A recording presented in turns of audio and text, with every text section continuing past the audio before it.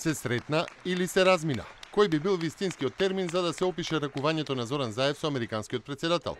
Работата дополнително ја искомпликува наводната лична порака на Заев на социјалните мрежи, поточно на Facebook, каде се користат зборови кои упатуваат дека прво, тој имал средба со Трамп, второ, дека разговарале со него доволно долго за да, цитирам, изразив поддршка за неговата иницијатива преку декларацијата да се поддржат реформите предложени од генералниот секретар на Обединетите нации.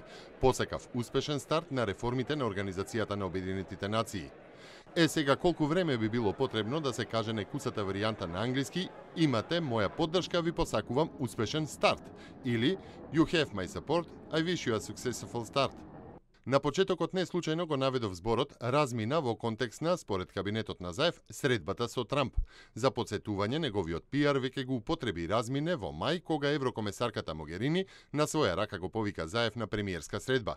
Деталите на пропагандистичката машинерија отидоа дотаму што напишаа дека Заев ќе долета во Брисел речиси во исто време кога и Трамп, но сепак ќе се разминат бидејќи Трамп ќе пристигне на војниот дел од аеродромот.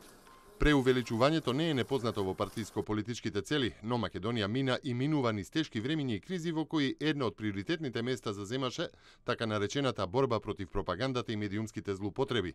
Затоа сега тимот на Заев не идува на многу остри критики заради формирањето на цел сектор со задолжен министер кој што добија популарно име Министерство за вистина, а во него покрај жестоки критичари на режимот и борци за слобода на зборот, на легален платен список се најдоа и брачни сопатници на новинари и уредници, па дури и господја министерка е уредник на телевизиски вести.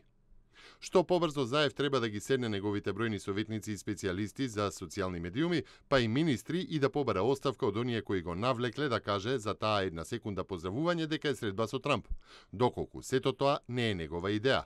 А тогаш, коментира Јоргос Пападакис, политиколог, член на Европската слободна алијанса. Јасно е дека секаков вид на контакт со лидерите кои го водат светот, но и кои привлекуваат неголемо внимание, се доживуваат како успех, првенствено за државата, и токму затоа и треба да се внимава како се пренесуваат информациите.